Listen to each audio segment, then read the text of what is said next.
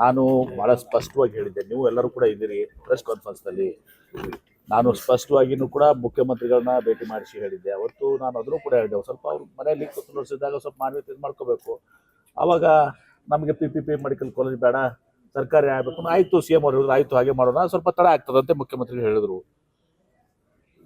ಅದಾದ್ಮೇಲೆ ಇವ್ರು ಅರ್ಥ ಮಾಡ್ಕೋಬೇಕಾಗಿತ್ತು. ಅದಾದ್ಮೇಲೆ ನಾನು ಪತ್ರಿಕಾಗೋಷ್ಠಿ ಮಾಡಿ ಹೇಳಿದ್ದೀನಿ, ನಾನು ಪತ್ರಿಕಾಗೋಷ್ಠಿ ಮಾಡಿ ಸ್ಪಷ್ಟವಾಗಿ ಹೇಳಿದ್ದೀನಿ, ಏನೂ ಇದು ಬಿಡಲಾರ್ದೆ ಒಂದೊಂದು ಶಬ್ದವನ್ನು ಕೂಡ ನಾನು ಅವ್ರಿಗೆ ಇದು ಮಾಡುವಂತ ಹೇಳಿದ್ದೀನಿ.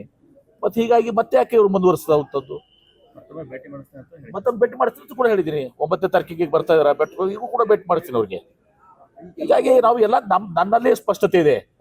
ಆದರೆ ಇದನ್ನ ಸ್ಪಷ್ಟತೆ ಇದ್ಕೊಂಡ್ಮೇಲೆ ಮಾಡಿದ್ರೆ ಮತ್ತೆ ಅದಕ್ಕೆ ನನಗೆ ಗೊತ್ತಾಗಲ್ಲ ಅವ್ರ ಉದ್ದೇಶ ಏನಿದೆ ಅಂತ ಗೊತ್ತಾಗಲ್ಲ.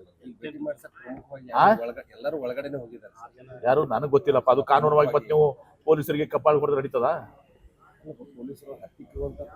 ಅದು ನನಗೆ ಗೊತ್ತಿಲ್ಲಪ್ಪ. ನನಗದು ಗೊತ್ತಿಲ್ಲ.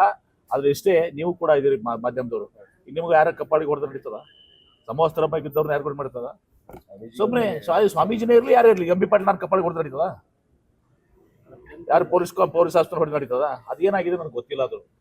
ಅದು ಆ ವಿಚಾರದಲ್ಲಿ ಇವತ್ತು ಸಹ ಜಿಲ್ಲಾ ಆಡಳಿತ, ವಿಶೇಷ ಪೊಲೀಸ್ ವರಿಷ್ಠಾಧಿಕಾರಿಗಳು ಅವ್ರನ್ನ ಗೊತ್ತಾರೆ, ನೋಡೋಣ, ಚರ್ಚೆ ಮಾಡಿ. ಅಲ್ಲ, ಇವ್ರು ಹೋರಾಟಗಾರದು ನೀವು ಹೇಳ್ತಿರಲ್ಲಪ್ಪ. ಇಷ್ಟೆಲ್ಲ ನಾನು ಹೇಳಿದ್ಮೇಲೆ ಮತ್ತೆ ಅದನ್ನು ಹೇಳಿದ್ದೀನಿ. ಮೊನ್ನೆ ಮತ್ತೆ ಮುಖ್ಯಮಂತ್ರಿಗಳು ಕನಕಪುರ ಮೆಡಿಕಲ್ ಕಾಲೇಜ್ ಬಂದಾಗ ನಾವು ಮುಖ್ಯಮಂತ್ರಿಗಳು ನೆನಪು ಮಾಡ್ಕೊಟ್ಟಿದ್ದೀನಿ ಅಂತ ಕೂಡ ಹೇಳಿದ್ದೀನಿ. ಇಷ್ಟೆಲ್ಲ ಹೋರಾಟದ ಉದ್ದೇಶ ಏನು? ಉದ್ದೇಶ ಏನು ಹೇಳಿ ನನಗೆ. ಮುಖ್ಯಮಂತ್ರಿಗಳು ಘೋಷಣೆ ಮಾಡಿಸ್ತೀನಿ ಅಂತ ನೀವು ಹೇಳಿದ್ರಿ. ಯಾರು ಮುಖ್ಯ? ಹಾಗೆ ಇವತ್ತು ನಾನು ಬಹಳ ಸ್ಪಷ್ಟವಾಗಿ ಹೇಳಿದ್ದೀನಿ, ರೈಟಿಂಗ್ ನಾಗ ಕೊಡ್ರಿ ಕ್ಯಾಬಿನೆಟ್ ಡಿಸಿಷನ್ ಇದು ಮಾಡ್ಲಿಕ್ಕೆ. ಯಾವ ಸರ್ಕಾರಗಳು, ನಮ್ಮ ಸರ್ಕಾರ ಬಿಡಿ, ಬೇರೆ ಸರ್ಕಾರ ಇದ್ದು ಕೂಡ ಮಾಡೋಕ್ಕಾಗೋದಿಲ್ಲ.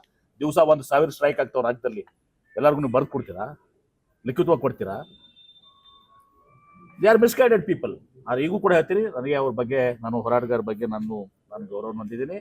ಈಗೂ ಕೂಡ ಹೇಳ್ತೀನಿ, ಮುಖ್ಯಮಂತ್ರಿಗಳು ಬರ್ತಾರೆ 9ನೇ ತಾರೀಕಿಗೆ. ಮುಖ್ಯಮಂತ್ರಿಗಳು ಬಂದಾಗ ಒಂದು 10-2 ಮುಖಂಡರು ಯಾರಿದಾರ ಅವ್ರನ್ನ ಭೇಟಿ ಮಾಡಿಸಿ ಮುಖ್ಯಮಂತ್ರಿಗಳು ನಮ್ಮ ಹೇಳಿಸ್ತೀವಿ. ಆದ್ರೆ ನೀವು ರೈಟಿಂಗ್ನಾಗ ಕೊಡ್ರಿ, ಕ್ಯಾಬಿನೆಟ್ ಡಿಸಿಷನ್ ಮಾಡ್ರಿ, ಈಗೂ ಆಗಂಗಿಲ್ಲ, ಮುಂದೂ ಆಗೋದಿಲ್ಲ. ಮಾಡಿಸುವಂತ ಹೇಳಿದ ಮೇಲೆ ವಿಶ್ವಾಸ ಇರ್ಬೇಕು, ನಂಬಿಕೆ ಇರ್ಬೇಕಾಗ್ತದೆ. ಮುಖ್ಯಮಂತ್ರಿಗಳು ಹೇಳ್ತಾರೆ, ಇಲ್ಲಪ್ಪ ನಾವು PPP ಮಾಡಲ್ಲ, ಸರ್ಕಾರಿ ಮಾಡ್ತೀವಿ, ಹಣಕಾಸಿನ ಲಭ್ಯತೆ ನೋಡ್ಕೊಂಡು ನಾವು ಮಾಡ್ತೀವಿ ಅಂತ ಆಯ್ತಲ್ಲ.